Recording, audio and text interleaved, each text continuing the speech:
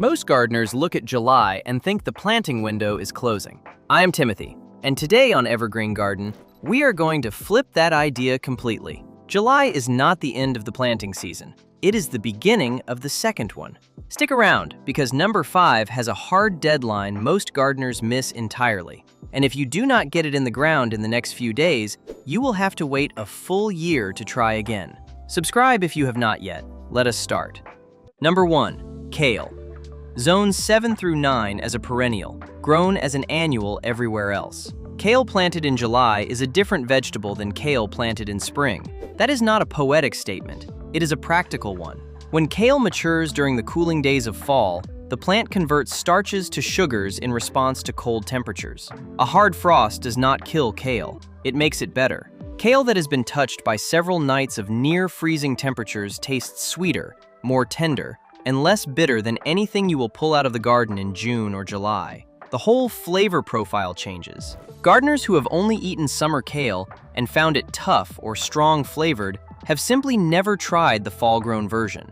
Planting kale in July sets up exactly that outcome. In most of the United States, kale takes somewhere between 50 and 65 days to reach harvest size, though you can pick baby leaves earlier. If your first fall frost arrives around October 15th, you are still well within the window for a July planting. In zones 7 through 9, kale is a perennial and will overwinter in the garden and come back the following spring. Everywhere else, treat it as an annual and expect the cold to eventually finish the plant off, though it often survives into December or even January in mild winters. For container or raised bed gardening, kale delivers better returns than almost anything else on this list because it produces over such a long season. One planting in July can give you fresh greens from September all the way through the first hard winter freeze. Lacinato kale, sometimes called dinosaur kale or Tuscan kale, has long, bumpy, dark blue-green leaves and ranks among the hardiest cold weather varieties.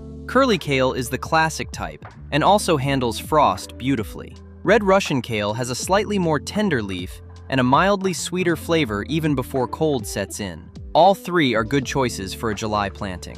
Water consistently during the establishment period, because July heat is hard on transplants and on germinating seeds alike. If you are starting from seed, keep the soil evenly moist until seedlings are established. A light covering of mulch will help retain moisture and keep the soil temperature slightly cooler around the roots. Do not overwater once plants are established, but do not let them dry out completely either. Kale is forgiving, but it performs best with steady moisture through the summer and into fall.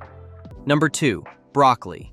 Annual in all zones. Broccoli is the most time-sensitive plant on this list, and it is also the most commonly delayed by people who think they can push the planting date a little further. You cannot push it much further than early to mid-July in most of the country. Broccoli takes 70 to 100 days to produce a head, depending on the variety, and it produces best when those final weeks of development happen in cool weather. If you wait until August to plant, in many zones you will be racing the frost with no margin at all. The reward for planting on time is substantial. Broccoli heads that develop in cool fall conditions are tighter, more flavorful, and more tender than summer broccoli. The bead size is finer, the color is deeper green, and the flavor is noticeably better. Many gardeners who tried broccoli in spring and found it bolting quickly to flower have a completely different experience with fall-grown broccoli, because the cool weather gives the heads time to develop properly without the pressure of rising temperatures pushing the plant to seed.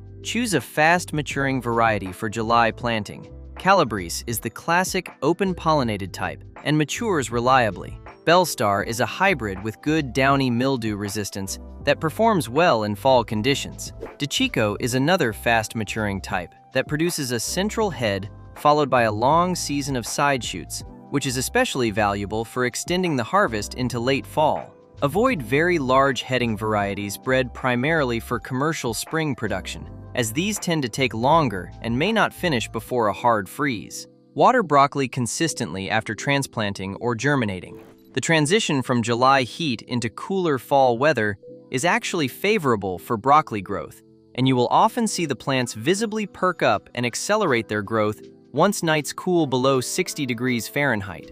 Side dress with a nitrogen-rich fertilizer about 4 weeks after transplanting to support the large leaf canopy broccoli needs before it produces a head.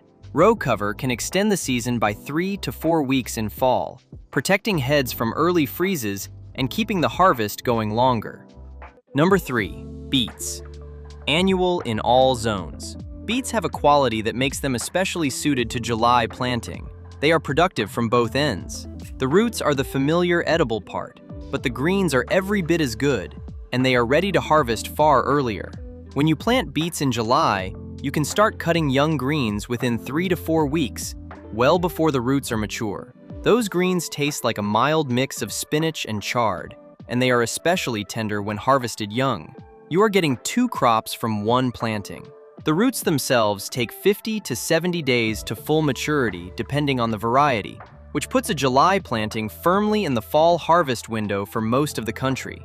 Beets, like most root vegetables, develop the best flavor when they mature in cool weather. Cold temperatures convert starches to sugars in beet roots just as they do in kale and other cold-tolerant plants. And a beet harvested after a few cool nights has a noticeably sweeter, more complex flavor than a summer-grown one. Some gardeners deliberately leave beets in the ground through the first few frosts to maximize that sweetening effect. For variety selection, Detroit Dark Red is the classic standard and is reliable in almost any garden. Chioggia, the Italian heirloom with its red and white candy cane interior, is a slightly more tender flesh variety that performs well in fall. Golden beets are milder and less earthy than red types, and do not stain everything they touch, which some cooks strongly prefer. Cylindra beets produce long, cylindrical roots rather than round ones, which makes them easy to slice into uniform rounds and gives you more usable root per plant. Beets are direct sown only. Each beet seed is actually a cluster of 2 or 3 seeds fused together inside a corky seed coat. Plant them about ½ inch deep and keep the soil moist until germination, which can take 1 to 2 weeks in warm July soil. Once seedlings emerge and are about 3 inches tall, thin them to 3 inches apart. The thinnings are edible and can go directly into a salad. Beets are not heavy feeders, but they need consistent moisture, especially during germination and root development. Number 4. Carrots. Annual in all zones. Carrots are a standout fall crop and badly underplanted in July. The reason gardeners often skip them is that carrot germination in summer heat is genuinely difficult. The seeds need consistent moisture and relatively cool soil surface temperatures to germinate reliably. And a July heat wave can dry out the top inch of soil quickly enough to kill germinating seeds before they establish. This is a solvable problem, but it requires a bit more attention than spring planting. The most reliable method for summer carrot germination is to water the seedbed very thoroughly before sowing. Sow the seeds shallowly at 1/4 inch deep, and then cover the seed row with a board or a piece of burlap or a folded piece of row cover to shade the soil surface and retain moisture. Check under the cover every day and remove it as soon as you see the first green sprouts emerging, which typically happens within 7 to 10 days. From that point on, consistent watering keeps germination going and the plants develop without trouble. Carrots take 70 to 80 days to full maturity, depending on variety. A July 1st planting with an average variety hits full size right around mid-September to early October, which is ideal in most US zones. And carrots taste dramatically better after cold weather. The root converts starches to sugars in response to cold soil, and a carrot pulled from the garden in November after several frosty nights is noticeably sweeter than anything you buy at the grocery store. Carrots can stay in the ground well past the first frost, and even into early winter in most zones, harvested as needed directly from the garden. Nantes varieties are smooth, cylindrical, and reliably sweet. Danvers carrots are slightly broader and more tolerant of heavy soils. Chantenay is good for clay or dense soil because of its shorter, wider root. For small containers or raised beds with shallow soil depth, Thumbelina is a round, golf ball-sized variety that matures quickly and does not need deep soil. Whatever variety you choose, thin to 2 inches apart once seedlings are an inch tall. Crowded carrots produce deformed roots, and the thinning makes an enormous difference in the final harvest quality. Number 5. Sweet potatoes.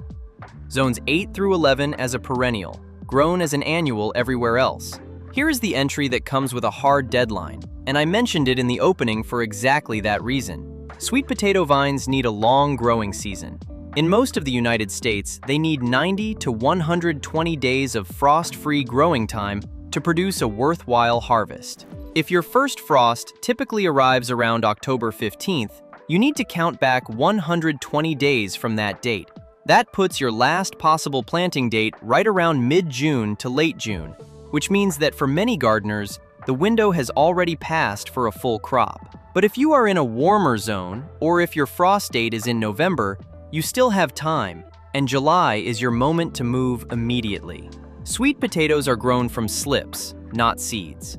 Slips are rooted sprouts taken from a mature sweet potato and are sold by garden centers and online in spring and early summer. If you can still find slips, or if you started your own from a sweet potato in water over the past several weeks, plant them now without delay.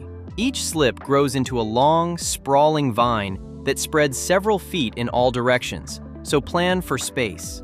A single plant can cover 6 to 8 square feet of ground and still produce a generous harvest underneath. Sweet potatoes love heat. They are one of the few vegetables on this list that actually thrive in July conditions and prefer soil temperatures above 65 degrees Fahrenheit for rapid growth. In zones 8 through 11, they grow as perennials and can be left in the ground year-round. In cooler zones, dig the tubers before the first frost. Cure them in a warm, humid spot for a week or two to toughen the skin and develop sweetness, and then store them in a cool, dry place. Beauregard is the most widely grown variety in the U.S. and is known for reliable production and good flavor. Jewel is another popular choice with deep orange flesh. Georgia Jet is a fast-maturing variety that works especially well in shorter growing seasons because it produces usable roots in as few as 90 days. Purple varieties like Okinawan sweet potato have a striking deep purple flesh and an earthy, slightly nutty flavor that is quite different from orange-fleshed types. No safety concerns with sweet potatoes. The leaves are edible and used as a cooking green in many cultures. They taste mildly similar to spinach and can be stir-fried or added to soups. Number 6. Radishes.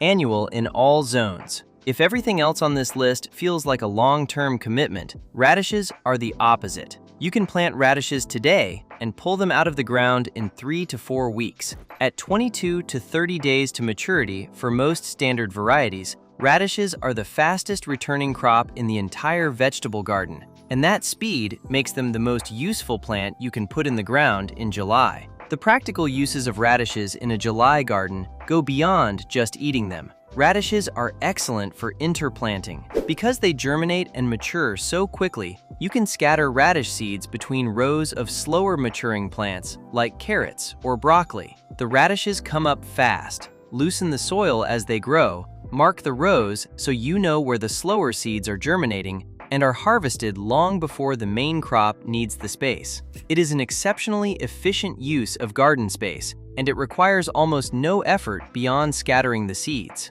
Succession planting radishes through July and into August gives you a continuous harvest of fresh, crisp roots right when summer heat makes heavy meals less appealing. A small sowing every 2 weeks keeps a steady supply coming. Cherry Belle is the classic round red variety that matures in 22 days. Easter Egg is a mix of red, white, pink, and purple varieties that makes a visually appealing harvest. French Breakfast is an elongated, mild-flavored type that many gardeners prefer for eating raw. For longer season storage, daikon radishes are large, white, and take 50 to 70 days, but keep for months in a cool cellar. Plant radish seeds about ½ inch deep and 1 inch apart, directly in the garden, thin to 2 inches apart once seedlings emerge. Too much crowding produces small, poorly developed roots. Water consistently because dry conditions cause radishes to become pithy and hot-flavored, rather than crisp and mild. In hot July weather, a light shade cloth over the bed can slow bolting and keep the roots tender a few days longer. Number 7. Okra.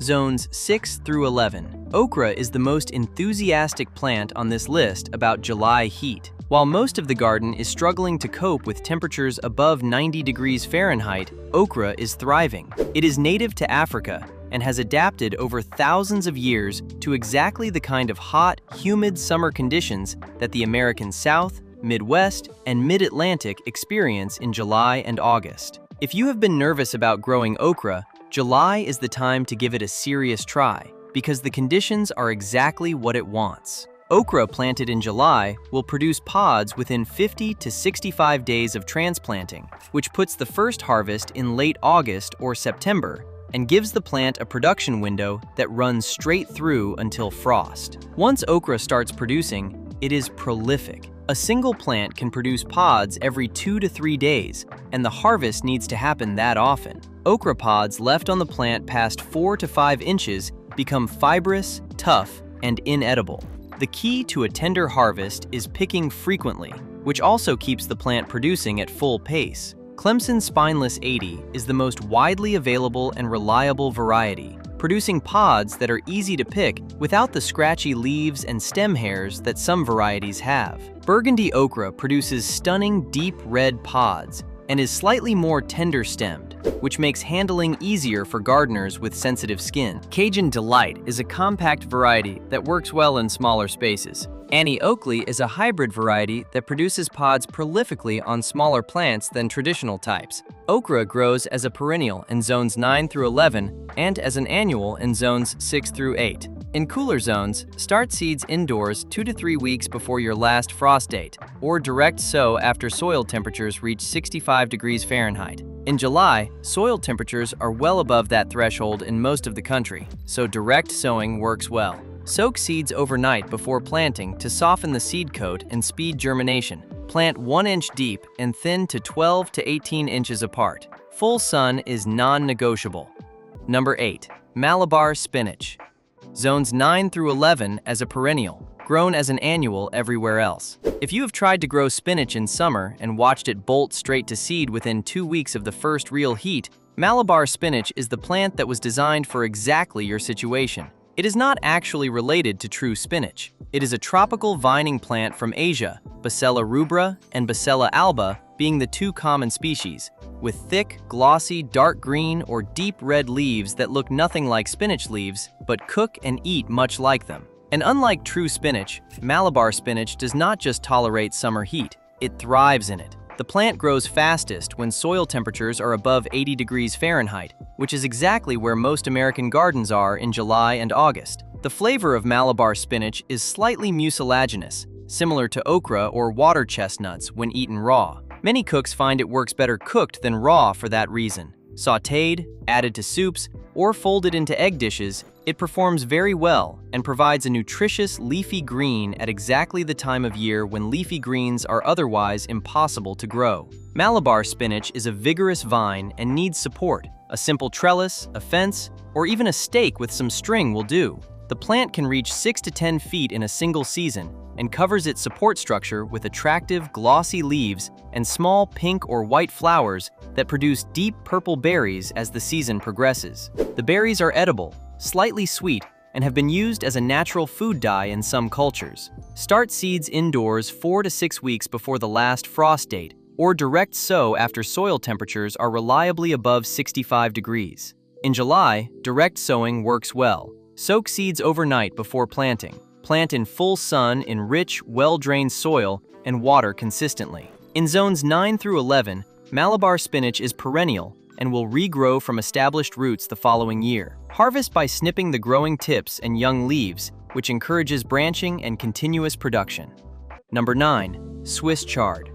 Zones 6 through 10. Swiss chard is the most versatile plant in the July garden because it bridges what most other vegetables cannot: heat tolerance now and cold tolerance later. Plant chard in July and it will grow productively through the rest of summer and then keep going through fall, surviving light frosts and continuing to produce into November and sometimes December in mild zones. In zones 6 through 10, chard is often described as a biennial that acts like a perennial because it overwinters reliably and comes back in spring before most other crops. The leaves and stems are both edible. The stems range in color from white to yellow to orange to deep red, depending on variety, and many gardeners grow rainbow chard specifically for the visual appeal of the mixed colors in the garden and on the plate. Flavor-wise, Chard is milder than kale, slightly earthier than spinach, and flat out the most palatable raw leafy green for people who find kale too tough or too strong. Ford Hook Giant is the classic white-stemmed type with large, productive leaves that perform well in both heat and cold. Bright Lights is the popular rainbow mix with stems in yellow, orange, red, pink, and white. Ruby Red, sometimes called rhubarb chard, has deep red stems and a slightly more intense flavor. All varieties handle July conditions well. Plant chard seeds about ½ inch deep directly in the garden, or transplant seedlings started indoors 2 to 3 weeks earlier. Each chard seed is actually a cluster of several seeds, similar to beet seeds, so thin seedlings to 6 inches apart once they emerge. Harvest outer leaves regularly, and the plant will continue producing new leaves from the center indefinitely. In the heat of July, you may notice the plant looking slightly wilted in the afternoon. This is normal and does not indicate stress. Water in the morning and chard recovers overnight reliably. Number 10. Cabbage. Annual in all zones. Cabbage planted in July for a fall harvest is noticeably better than spring-planted cabbage, and this is the best-kept secret in the kitchen garden. Spring cabbage is planted when the soil is cold and grown through warming temperatures towards summer. It is prone to bolting, splitting, and pest pressure from cabbage moths that proliferate in warm weather. Fall cabbage reverses all of that. It is planted in warm soil when the garden is at peak productivity, then matures as temperatures fall. The cold weather tightens the heads, sweetens the flavor, and reduces pest pressure as insect populations decline with the season. Cabbage takes 70 to 100 days to form a mature head, which makes the timing for July planting critical. An early maturing variety like Early Jersey Wakefield at 63 days can be planted into late July in most zones and still finish before a mid-October frost. Stonehead at 67 days is a compact, reliable hybrid that heads up well in cool conditions. Savoy cabbage varieties tend to be more tolerant of light frosts and produce the wrinkled, crinkled leaves that many cooks prefer for stuffed cabbage dishes and coleslaws. Seed cabbage indoors 4 to 6 weeks before your transplant date, or purchase transplants from a garden center. Transplanting seedlings is generally more reliable than direct sowing in summer heat. Space transplants 18 to 24 inches apart in full sun. Water consistently and apply a balanced fertilizer at planting, and again 4 weeks later. Row cover can protect transplants from cabbage white butterfly, which is the primary pest of concern. The larvae of this butterfly can consume a cabbage plant rapidly, and prevention is easier than control. Watch for heads beginning to split once they reach full size. Splitting happens when the plant takes up water rapidly after dry weather. Harvest immediately when the head feels firm and solid all the way through. Number 11. Turnips. Annual in all zones. Turnips are the most underrated vegetable on this list. They mature in only 40 to 60 days, which puts them among the fastest finishing crops you can plant in July. They tolerate summer heat reasonably well and actually improve dramatically in flavor after the first cool nights of fall. The root sweetens with cold exposure, developing from a sharp, slightly bitter flavor in warm weather to a mild, sweet, almost nutty flavor when grown into cool fall temperatures. The greens are as useful as the root. Turnip greens are a southern cooking staple and are rich in vitamins A and C. Young turnip greens are mild enough to use raw in salads. Mature greens are slightly more pungent and are typically sautéed with garlic, used in soups, or braised low and slow with a bit of broth. A July planting of turnips gives you greens within 3 to 4 weeks and full roots within 6 to 8 weeks, covering both use cases efficiently. Purple top white globe is the classic standard variety with white flesh and a purple flushed top. It produces a reliable root and excellent greens. Hakare is a Japanese variety bred specifically for fresh eating and salads rather than cooking. It is small, round, smooth, and mild-flavored even when young. Tokyo Cross is a fast-maturing hybrid that produces uniform, smooth roots in as few as 35 days, making it ideal for succession planting through late summer. Direct sow turnips in July, ½ an inch deep and 1 inch apart, thin to 4 inches apart once seedlings are up. Turnips are not demanding about soil quality as long as drainage is adequate. Water consistently during germination and establishment. Do not let the roots get too large before harvesting. Turnips harvested under 2 inches in diameter are at their best. Larger roots develop a woodier texture and a sharper flavor. Number 12. Bush beans.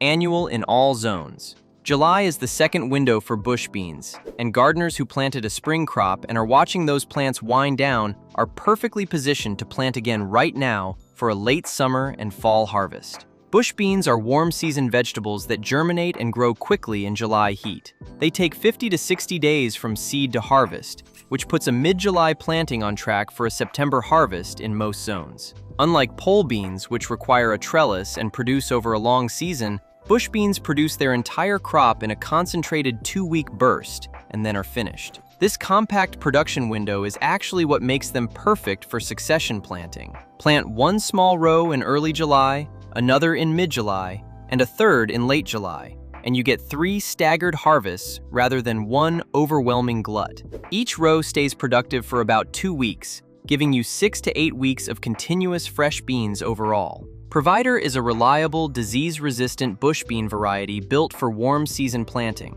It handles heat well and produces heavy yields of smooth, straight pods. Contender is another heat-tolerant variety that holds up well in summer conditions. Blue Lake Bush is the classic American garden standard and delivers consistent, tender pods with excellent flavor. Dragon Tongue is an unusual Dutch variety with yellow pods streaked with purple that becomes entirely yellow when cooked. Plant bush bean seeds 1 inch deep and 4 to 6 inches apart directly in the garden. Do not start them indoors. Bush beans dislike root disturbance and perform best when direct sown. Water after planting and keep the soil moist until germination, which typically happens in 7 to 10 days in July soil temperatures. Once established, beans are reasonably drought tolerant, but produce better pods with consistent moisture. Harvest frequently once pods form. Pods left on the plant past prime become stringy and tough, and leaving mature pods on the plant signals the plant to stop producing new ones. Number 13. Cowpeas. Annual in all zones. Best performance in warm and hot climates. Cowpeas, also called southern peas, black-eyed peas, or field peas, depending on where you are in the country, are the most heat-tolerant warm-season vegetable on this list. Where other legumes struggle or fail in extreme summer heat, cowpeas thrive. They were cultivated in West Africa and brought to the American South, and they have become a cornerstone of southern summer gardening, exactly because they perform when conditions are at their most brutal. Cowpeas have 2 qualities that set them apart from most other vegetables on this list. First, they are nitrogen-fixing legumes. Their roots host bacteria that pull nitrogen from the atmosphere and deposit it in the soil, improving fertility for whatever you plant there next. Second, they tolerate poor, sandy, or low-fertility soil better than almost any other vegetable. In a new garden or a difficult spot where other plants struggle, cowpeas often succeed where nothing else will. Black-eyed pea is the most familiar variety in American grocery stores, but it is just one member of a large family. Mississippi Silver is a cream-colored crowder pea that is very productive and heat-tolerant. Iron and clay is a mix commonly used as a cover crop that fixes nitrogen rapidly. Pink-eye purple hull is a southern favorite with a distinctive purple shell and excellent flavor when eaten fresh. Plant cowpea seeds 1 inch deep and 4 to 6 inches apart after soil temperatures are at least 65 degrees Fahrenheit. In July, soil temps are well above that threshold. Cowpeas establish quickly in heat and begin flowering in 6 to 8 weeks. Harvest pods when they are fully filled but still tender for fresh eating. Let pods dry on the vine for dried peas that can be stored for months. Water during establishment, but reduce watering once plants are growing strongly. Overwatering reduces nitrogen fixation. No staking required for bush types. Number 14. Kohlrabi.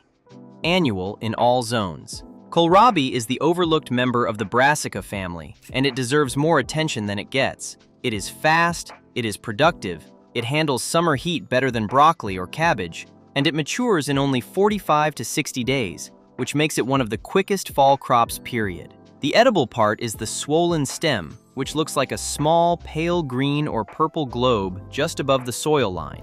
The flavor is mild, sweet, and crisp. Raw kohlrabi tastes something like a cross between broccoli stems and an apple. Cooked, it becomes tender and slightly sweet, similar to turnip but milder. What most people do not realize about kohlrabi is that the leaves are also edible. Younger leaves can be used like kale. Older leaves can be stripped from the stem and cooked like collard greens. The whole plant is usable, which makes it one of the most practical choices for a July kitchen garden. Varieties to look for include kohlrabi, a white-green type that resists getting tough and woody even when slightly past prime, which gives you more flexibility on harvest timing. Azure Star is a purple variety with green interior flesh and striking visual appeal in the garden. Winter is a hybrid that combines heat tolerance with rapid growth. Super Schmeltz is a large maturing type bred to stay tender even at baseball size, which most kohlrabi does not do. Direct sow kohlrabi seeds half an inch deep in the garden or transplant seedlings. Space plants 8 to 10 inches apart. Water consistently during the hot July establishment period. Apply a balanced fertilizer once at planting. Harvest when the swollen stem is between 2 and 3 inches in diameter. Left much longer, the texture becomes woody and the flavor sharpens. In hot weather, check kohlrabi often because it can go from ideal to oversize quickly. Number 15, lettuce. Annual in all zones. Lettuce in July seems counterintuitive because every gardener knows that lettuce bolts in summer heat, and that is true for lettuce planted in spring that runs into summer temperatures. But a July planting is not trying to grow lettuce through summer. It is starting lettuce during summer so it matures in fall, when temperatures are ideal, and lettuce has no interest in bolting at all. The timing is the key insight. Most lettuce varieties take 45 to 60 days to full head size, but you can harvest baby leaves at 30 days or even sooner. A July planting starts hitting its stride in late August and September, when the garden often has very little fresh leaf production, but when the weather has cooled to exactly the temperatures lettuce prefers. Fall-grown lettuce is tender, crisp, sweet, and free from the heat stress that makes summer lettuce bitter and quick to bolt. For July planting, choose heat-tolerant varieties for germination and early growth. Jericho is a romaine type bred for heat tolerance and slow bolting. Nevada is a butterhead-style variety with exceptional heat tolerance. Oak-leaf varieties in general are more heat-tolerant than heading types and produce well in warm conditions. Red Sails is a loose-leaf type with good bolting resistance that works well for succession planting through late summer. Germinating lettuce seeds in hot July soil requires some attention. Lettuce germination slows above 75 degrees Fahrenheit and stops almost entirely above 85 degrees. The most reliable approach is to start seeds indoors in a cool spot, or to sow seeds in the garden in the early evening. Water well, and then shade the seedbed with a piece of row cover or a board for 2 to 3 days. The shade keeps the soil surface cooler and moisture is retained. Remove the cover once seeds sprout. Alternatively, start transplants indoors and move them into the garden once they are established. Space transplants 8 to 12 inches apart in rows with partial afternoon shade if possible. Before we close, there is one practical tool that will make every vegetable on this list more useful for you, and that is the frost date planting formula. Take your average first fall frost date, which you can find by zip code at the Old Farmer's Almanac website. Subtract the days to maturity listed on your seed packet, then subtract 14 more days as a weather buffer. The number you end up with is the last day you should plant that specific vegetable in your garden. For a gardener in Zone 6B, with a first frost around October 15th and a broccoli variety that matures in 80 days, that is July 13th as the last safe planting date. For radishes, at 25 days to maturity, you have until September 16th. That formula gives you a real planting calendar for your specific garden instead of a one-size-fits-all list. Succession plant where you can. Do not try to grow all 15 of these at once. Pick 3 or 4 that match your climate, your kitchen priorities, and your available space. Plant a small amount of the fast-growing crops every 2 weeks so you get continuous harvests rather than all at once. Water new plantings more carefully than established plants because July heat dries out seed beds quickly. Mulch around new transplants to hold moisture and keep the soil temperature down. If you have containers on a porch or patio, kale, lettuce, Swiss chard, radishes, and kohlrabi all do well in pots 12 inches or larger. Container gardening in July means you can move plants to a shadier spot during the hottest afternoon hours and bring them back to full sun in the morning and evening. Thank you for spending this time with us at Evergreen Garden. If this video gave you something useful for your garden this week, please hit the like button.